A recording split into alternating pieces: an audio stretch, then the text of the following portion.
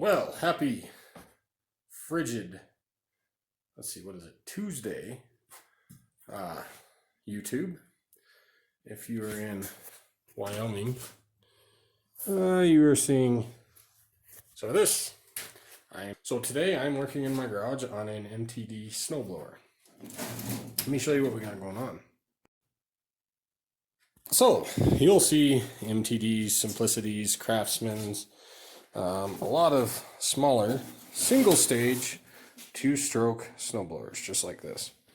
I got this one in, God, I don't even know when I got it. This is a sale mower I'm gonna fix and sell. You probably can't see. Maybe I can get that for you.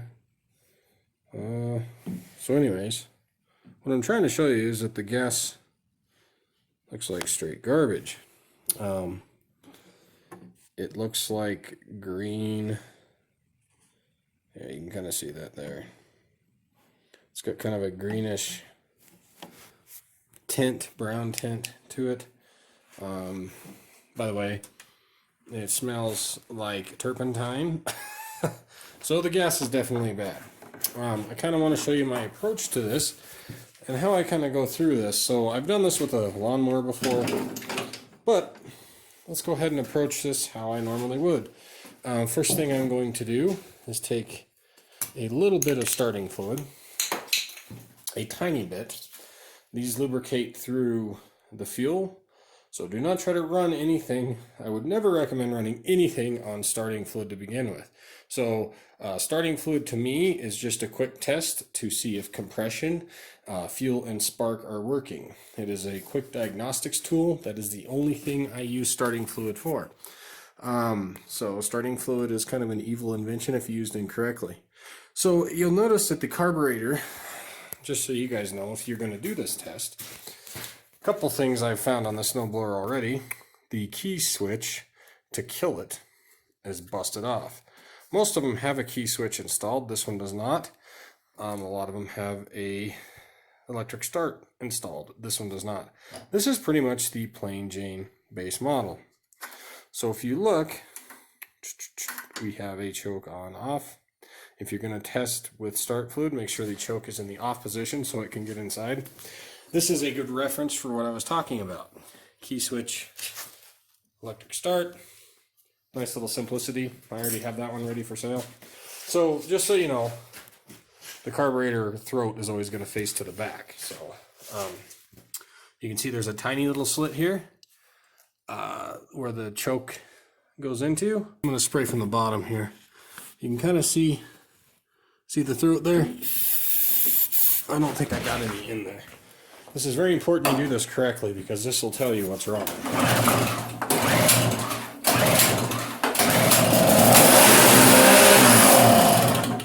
So that right there tells me, in the beginning of my diagnostics, that tells me that it is not a spark or compression issue. It is in fact a fuel issue. And like I said, judging by the fuel, how it looks, the carburetor is plugged up. So to make life easy, I will tell you guys this. Most of these 2-strokes, single stages, have this covering. You can kind of get by just removing this rear bracket, but to make things quick and easy, I just take this cover loose, get it out of the way, this front cover, and then you come back here and the bolts here, and that bolts here. You get those 2 bolts loose, you can pull this out of the way, you can access the carburetor. One thing you guys will learn about me if you aren't used to my channel, I like to make things easy. Using your hands a lot, things like that, I don't mind if you have to, but if it's easy, I'd prefer not to. You'll get carpal tunnel, arthritis, all that stuff. Over time, if you don't have it already, I play rugby as well, so my wrists sometimes get jabbed and jammed, and I just don't, you know what I mean? So unless I have to, I don't do things by hand. So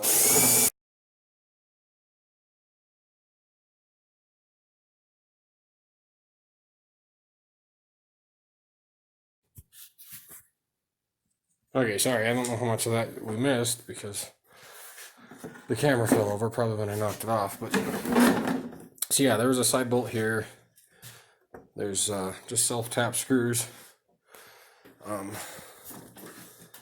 Just all the way around. Just go around the cover. Just make sure you're finding everything. Again, these are the ones I'm talking about are slotted. You can technically just leave them in. But a lot of times it's easier just to take them out. This popped off. I'll have to find out where that went. But at this point, this cover's loose. Like I said, a lot of times it's just easier to get crap out of the way. So how these things are. Basically, you pretty much got your cylinder right here, and then your crank, and then your crank, of course, has a flywheel attached to it. This pull rope moves that, of course.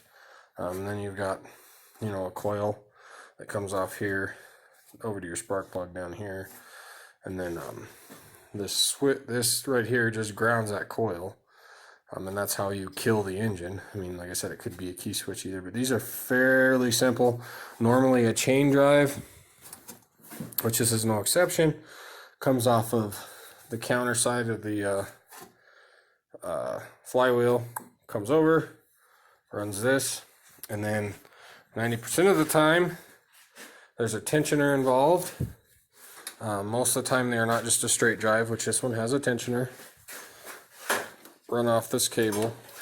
So what that does is this cable, I don't know if we can see it, can't really see it from here, it goes in there, but all it does is basically it creates tension in here and then creates that chain to drive, which I'm wondering if it's a belt given the setup it is. I think this one might be a belt because we want to get this plate off here because we've got to get to the carburetor, which is right in there. So at this point I'm going to take these two bolts off and then this bolt off the tank, and then we should be able to take that off.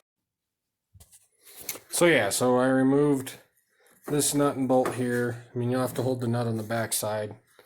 These are 1/2 inch. These nuts up here are 7/16.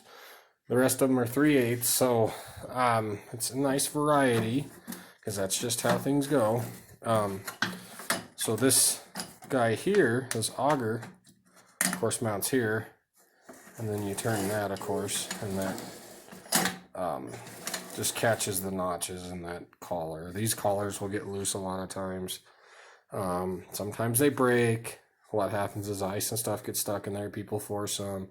It causes things to break. So a lot of times these can become loose or worn. The bushings down here or up here, I've had it to where they're loose or worn, and it's actually just not making contact.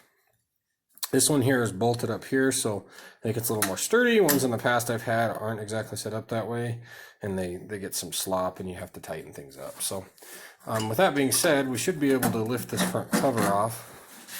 We have it unbolted. That's another lock washer. So lock washers are very important. This isn't one of those things, if you lose a washer, don't worry about it. These vibrate so much that pretty much those are there to keep things from falling apart. So over time, they will vibrate and they will come apart. And those lock washers are there to prevent that. So if you look at the back side here, there's a couple things going on. Of course, you have your pull rope. It goes down here to the recoil assembly on the end of the flywheel. You have your kill switch wires, and then you also have this primer bulb wire. This runs down to the carburetor. So just be aware when you're pulling this off that you're not causing any of those things to break or pull apart, because sometimes these lines can be brittle. This shouldn't be a big deal. Sometimes those wires that go to the kill switch can be brittle. Another thing to watch is the choke lever. Okay, make sure you get the choke lever through nice and easy. Okay, we just kind of set it down, and now we can get a look at that switch. That was actually, so this switch is set up kind of funny, but if you look, it creates ground with this. So yeah, So this switch just creates ground with this through here. So basically, try to turn this. So yeah, that piece of plastic in there that's busted off, all that does is keep this prong, keeps that prong off of touching the housing. So, and as you can see, it has these little clippies and it popped off pretty easily. We may look at just doing an on-off toggle switch right here and bypassing all that crap. So we'll look at that. But right now, we're gonna mess with this carburetor. So right now we have a dirty carburetor situation. You might have a lot of people that'll just take this bowl off. Oh, we'll clean the bowl and the jet out, etc. That may or may not work. I've had it work sometimes and I've had it not work others. So I found while you're at this point and you have all this stuff taken off, you might as well just take care of it. You have 2 bolts, one on each side here, 3/8 looks like most of the time, and then you've got some wiring assembly, or I mean some throttle assembly on top. One thing I will tell you, if you're taking apart a lawnmower or a snowblower or any small engine item, sometimes, especially with Hondas, you'll have these chokes and these throttle assemblies and that kind of stuff. And they get kind of complicated. They can get double stacked. Tecumseh's on older Craftsman's do it too. They get these double stacked layers as far as how the plates and everything move. Just take a picture of it. Take a picture of what the location is and where the throttle lever, or where the throttle linkages and everything and the springs attached to. It may save you some headache down the road. So at this point, we're going to take these 2 bolts off, take this carburetor off, and we'll tear it apart and clean it out. So I want to point a couple other things out to you guys. So I removed, this is the primer bulb line. So it goes down to that primer bulb. The end of it, slightly cracked and worn. It's got enough slack. What I'm going to do is I'm just going to go ahead and clip the end of it off to make a nice clean clip, so it can go back on that barb right there on the top. What happens is, and it happened with this fuel line, I'm going to replace this fuel line anyways. Get yourself a hose clamp too, or fuel line clamp. These are handy as heck, and you're going to need one if you do this very much. Couple things to note. One thing, note how this pull rope goes, and how the fuel line is routed. The fuel line goes under the pull rope, because when this comes back up to where it is, that pull rope's on top. If you were to have, let's just say you remove the fuel line, like I'm going to pull this tank and dump this fuel out, it's bad. But let's say you remove this tank and you bring it back down and you were to run that fuel line over the top of that pull rope, you know what's going to happen? As you start using that pull rope, you're going to eat through that fuel line. Pretty soon you're going to cut that fuel line in half. So make sure you route that correctly. These are just basic things. I know, I'm sorry, I'm going through. Some of you may be way past that. Some of you might just be learning, but I'm just trying to point out things I know on this snowblower repair as I go through and things I've learned. So this fuel line is you can kind of tell a fuel line. So when you go to pinch it, it's really rigid and hard, and then you can just see like there's no flexibility to it anymore. It's really stiff. The same thing goes apply on this fuel line for the feed line and the primer line. So if the end of it, you're going to tear the end of it up a little bit, maybe. You may not if it's been still pliable and recent and whatever. But these barbs are meant for the fuel line to grab and go over, if that makes any sense. So you push the fuel line over the barb, and what it does is the fuel line comes back, it retracts back into its original form, and it kind of creates the seal. That's what these barbs are for. They hold the fuel line in place. It creates a seal. When they get rigid like this, they no longer create a seal. It's basically just like putting a straw over it, a loose straw, if that. So if it's rigid like this fuel line, you can tell too, because they kind of start to crack at times. Just replace the fuel line. You're gonna end up doing it later anyways. I could clip the end of this off. Yeah, maybe I could get that fuel line to go back over it, but like I said, it's meant to create a seal. Just replace the fuel line.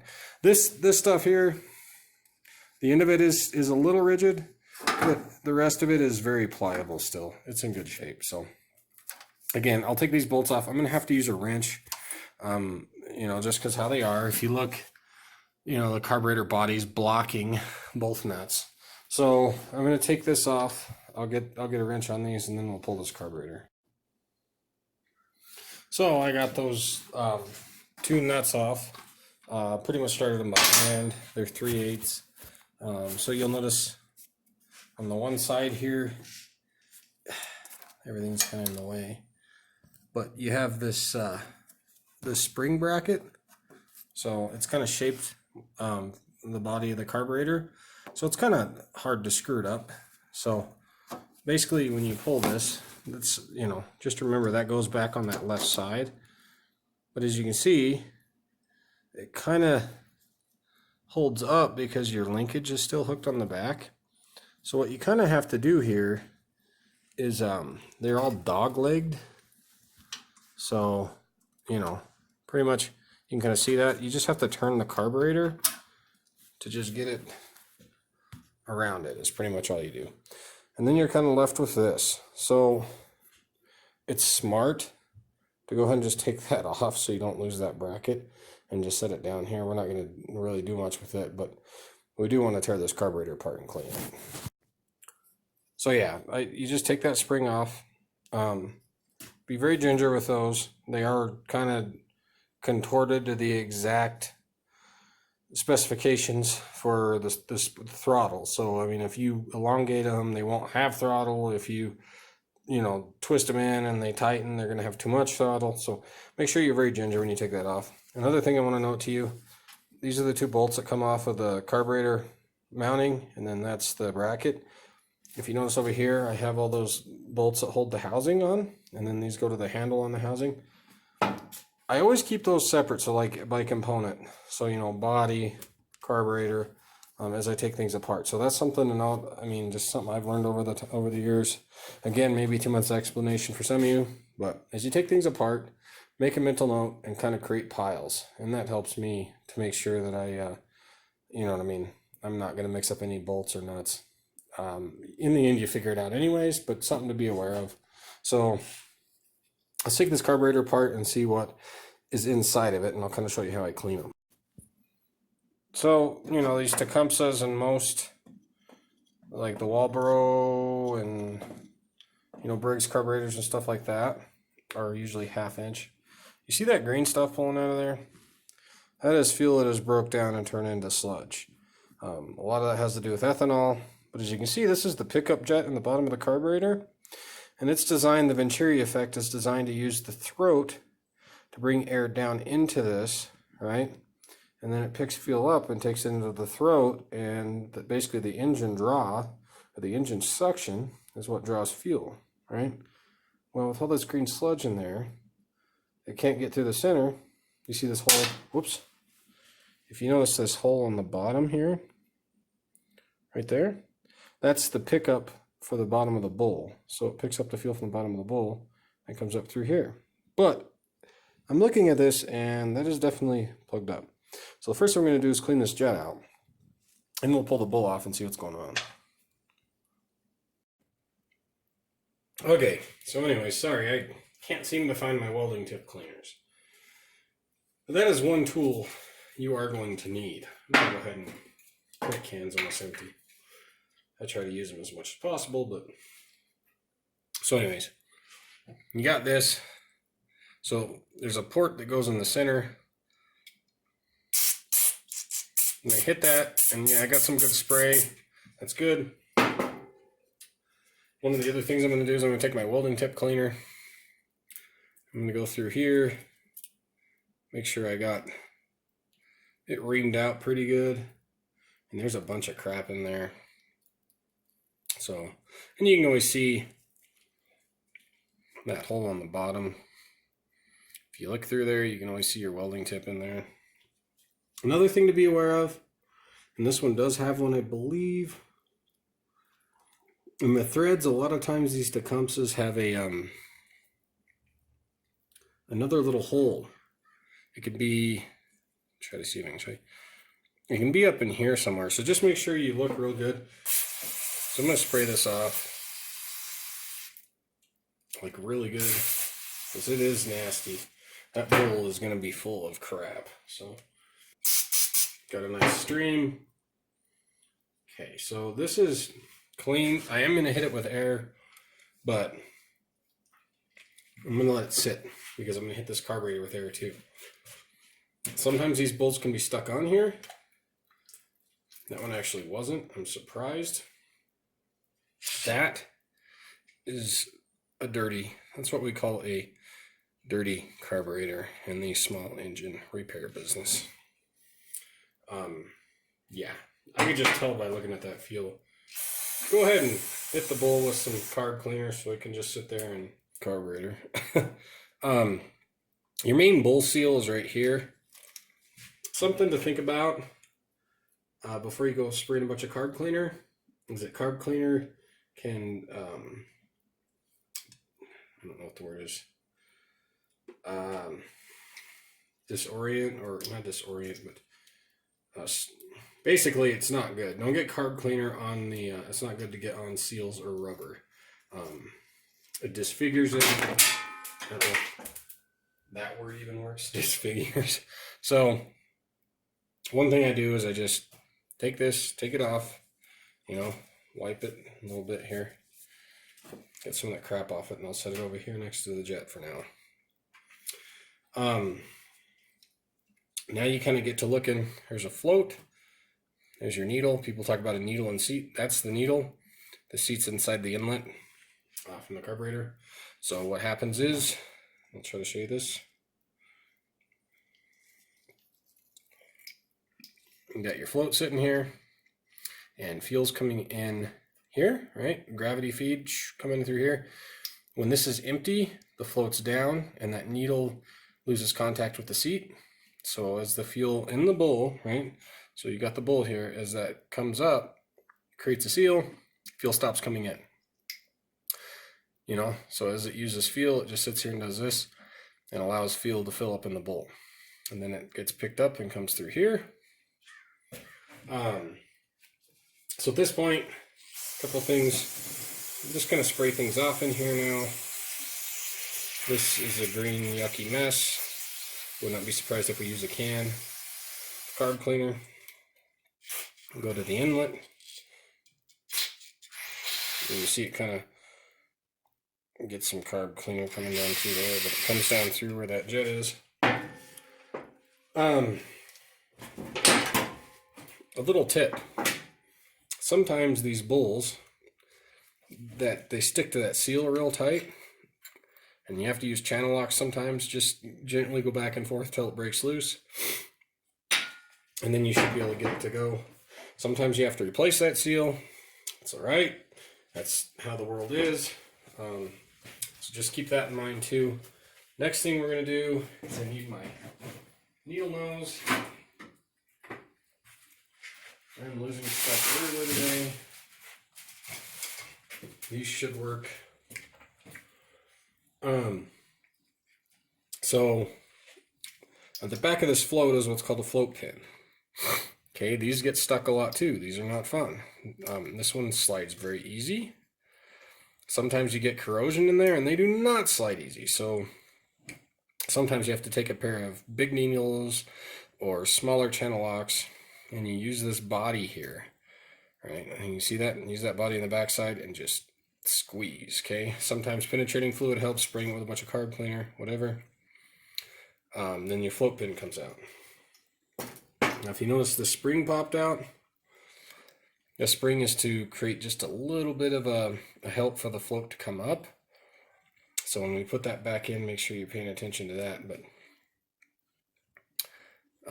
that goes over the needle, or the float pin.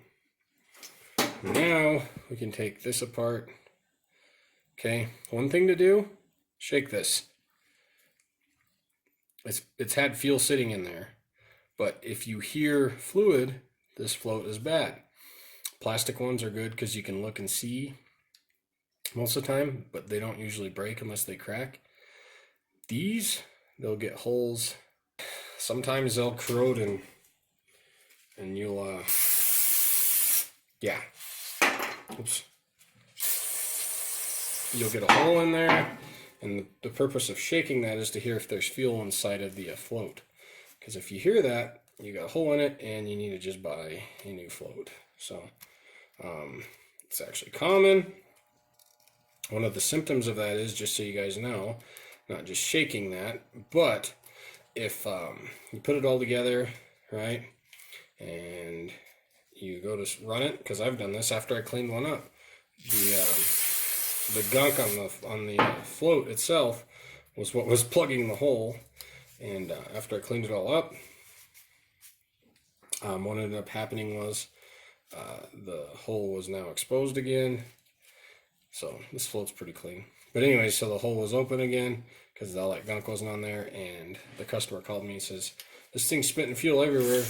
Well, what had happened is that the float was filling with fuel and staying down, so it just kept allowing more, it'd be like this, just kept allowing more and more fuel to come in. So we got our float cleaned up. That's good. Make sure you get all that off that you can. You know, just remember, this is going to be in there, and it's not very difficult to have much of an obstruction to plug this jet. So it's very important to get all that out as much as you can. You know, this bowl's already starting to clean up a little bit more. I just keep letting it soak as I go through. Here's your needle, okay? A lot of times these will get a ring of grime on them. This one actually is pretty clean. But yeah, so just make sure it's nice and clean. One thing to watch for here too is you just want to make sure that there's no ridge. If there is a ridge there, you just take your fingernail. If you can feel a ridge, get a new needle. That usually doesn't happen with the solid steel needles. And I guess I'm going into pretty good depth here too, but some needles have rubber tips. And then that means that the seat inside the carburetor that it goes into. See, if you look in there, you can kind of see a rubber seat. Okay, a lot of times that's just a brass insert. And if you have a brass insert, you have a rubber tipped needle. Believe it or not, I had a customer bring me one once that had a metal needle and a metal insert, and it wasn't seating. Well, somebody had messed with it one time and didn't put the right needle back in there. So I got a needle with a rubber tip, seated, everything was fine. So look in there too. It's a good idea. Shine a flashlight in here, make sure there's no obstruction. That seat should look nice and pliable. It shouldn't be really cracked. Shouldn't have any holes, but like I said, most of the time it's cracking. You can see aging rubber. It looks pretty good. So this is clean. That's clean. The needle and seat are good. So, you know how I said don't use carb cleaner on rubber? Well, this, I make sure I seat it in the center of it, so I'm not really getting it on as much as, well, I'm limiting it. Spray it through there. Blow it out right away. Try to get that off of that rubber. It'll distort it slightly. That's the word I was looking for, distortion. But it'll be okay. Just don't use a ton on it. The O-rings and bowl gaskets seem to distort a lot if you get it on there. So make sure you're careful with that. So our needle's clean. I'm going to go ahead and kind of set it down here. Okay, so here's your pickup jet. These can pop out. And there's idle circuits in these carburetors too. Sometimes. This one actually doesn't have one. So what you're looking for in here is there's little holes in and around. This one's just a straight throat-bodied carburetor. But look for holes in here. If you see any holes, stick this in there and squirt. And what it'll do is there'll be cavities down in here. It pushes cleaner through, etc. But this one's actually just a straight throat, which might be because it's a 2-stroke. That's probably more like it. If you have a 4-stroke, you're going to see those channels. But you're going to see little holes here on the side. You're going to see some holes in the back side down in here. Like I said, just take your sprayer, put it in there, spray.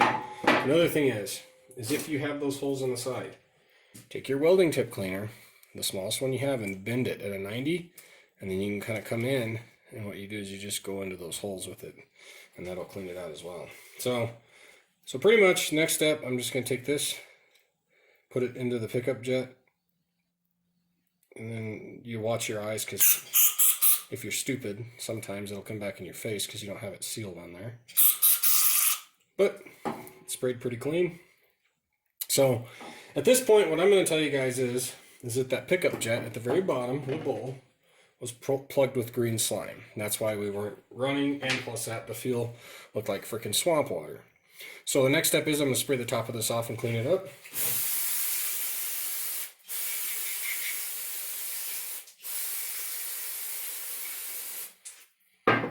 Is it necessary to clean the top off?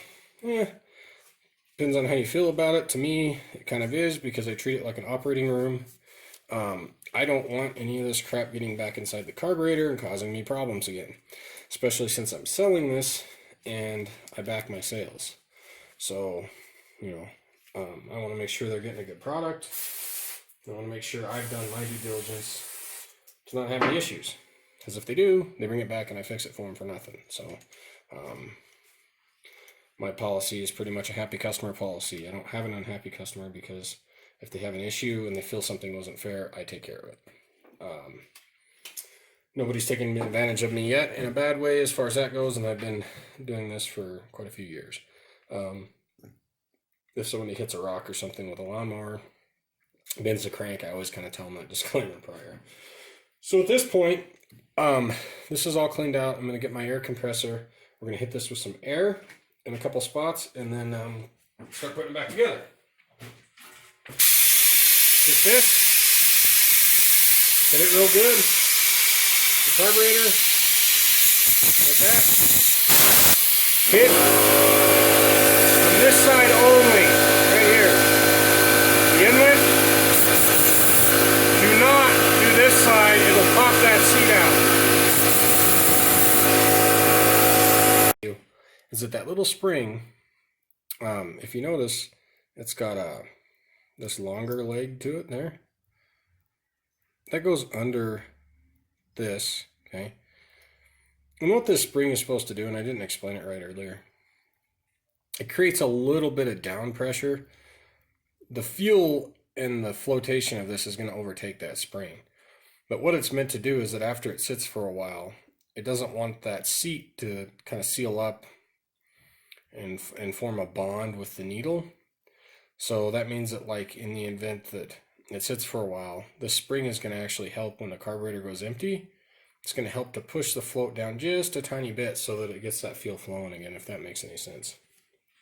So when you put this back together, I mean, it's kind of an outdated design. They don't really do that anymore. But anyway, so you do it. See how that is? It goes like this. So get your needle ready, okay? So your needle has this little clip. It goes the same place that big leg on the spring did, right? Get your pin ready, because you're going to need that, right?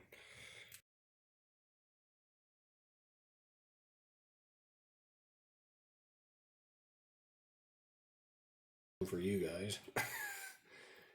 So, okay, as you can see, I kind of got it started.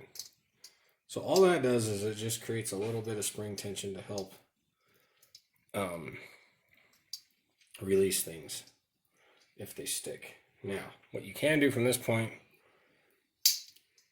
take your needle, okay, and you're going to kind of force it downwards. I don't know if you can see that, but you'll have clearance to do this. Now the needle's in there. So again, fills up. When that fuel starts to lift the float, closes the needle and the seat connection. So there we go. So that's back together. Now, in theory, this is still goopy, but I did, by the way, I did pour the, you guys will see that the tank is off of that right now. I gotta put that back on, but it's draining all that nasty fuel out. Let that carb cleaner sit in there, and voila. So we're going to put our seat back on. Sometimes, not always. It's good to, if you guys are having problems getting this back on there, and what I mean by that is, when you go to put this on, a lot of times they won't mesh. It's hard to get on. You have to twist and move. A little bit of lubrication on this really helps at that point. So you notice where the hinge is, right? So you want depth. This little divot in here is meant to hit the front of the float. So the raised side always goes to the hinge side, if that makes any sense. Okay. And this one's going to kind of squish on for us. So go all the way around, make sure you got a good seal. Bingo, bango, bungo. Make sure your gasket is still on here. You know, I hit this with air. I hit the inlet valve with air. Hit the inside of there with the air on the pickup jet, or the pickup throat there. So there's a pickup. So this is kind of the pickup jet on the bottom. This is also part of the pickup jet. It just basically takes, it's the pickup tube that goes into the throat. Anyways, got my 1/2 inch.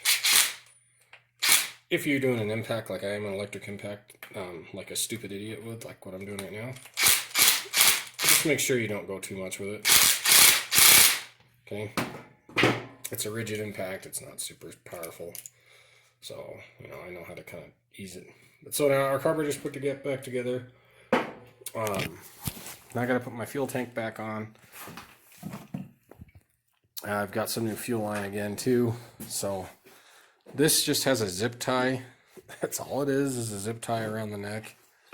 The zip tie goes around this bracket. It's okay. As you can see, I got the gas tank back on that stupid bracket. I put new fuel line on. So now we're gonna put our carburetor back on. So super easy. Just turn the carburetor and start that linkage again. So like I said, it's dog-legged. Just start it. You'll push it in and turn your carburetor. And that gets that on.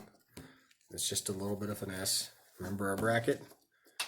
So I rehook the spring back on the spring, or on the throttle. This is the top of the butterfly for the throttle. So rehook that spring there. Don't bend this. And again, that adjusts, just like jacking with the spring, that adjusts throttle. So I'll put these bolts on. Okay, so I got the carburetor tightened back on. Like I said, those are 3/8.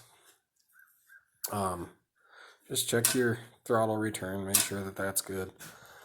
And that's something I always do before I put everything back together. So if you notice, I did go ahead and those clips are pretty good on there still. They notch in there real good. I stole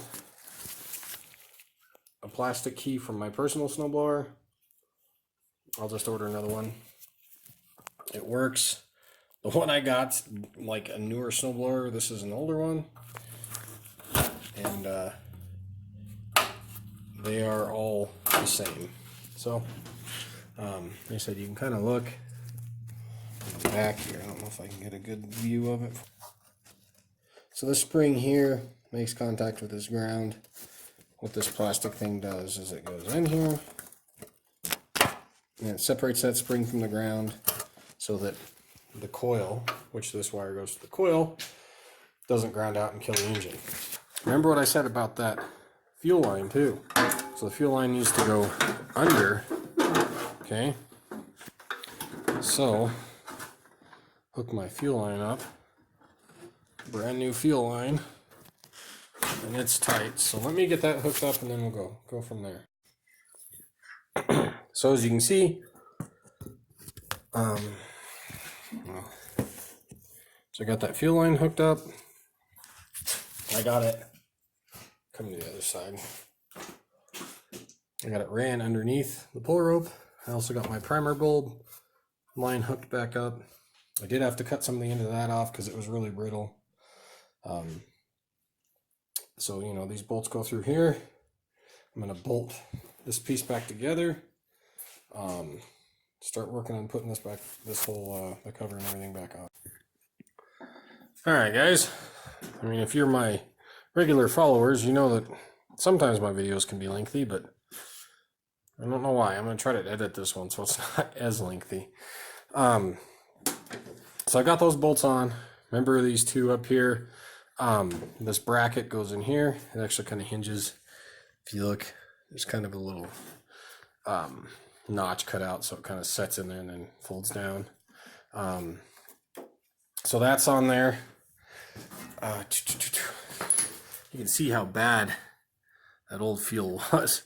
The old fuel from the tank, there's still a little in there. I didn't get it all drained out. So I thought I did, but the new fuel is there.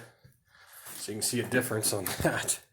So you have our choke, of course, which I think that got bent just a tiny bit. There we go. So make sure that that's lined up in there. So before we all go gung-ho and put everything back together, let's see if this is going to work. Okay, a couple primes there.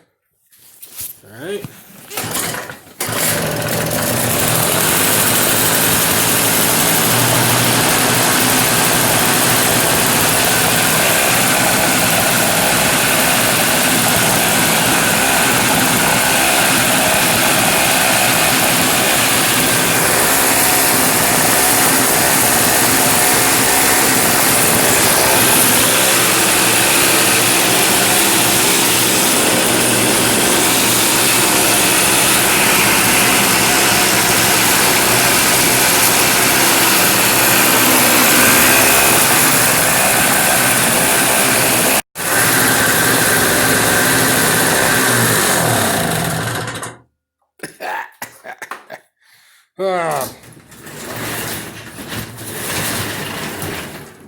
And part of that little bit of a mess that we're hearing is probably that old fuel still working through there, what little bit was in there.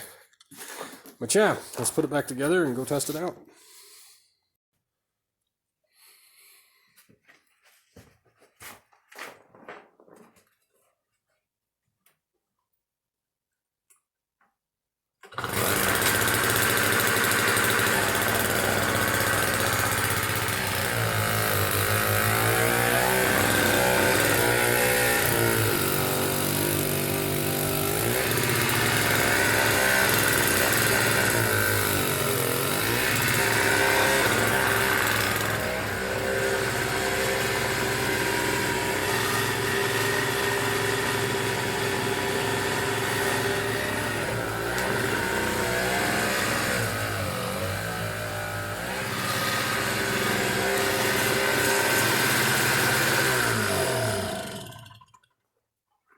Works good.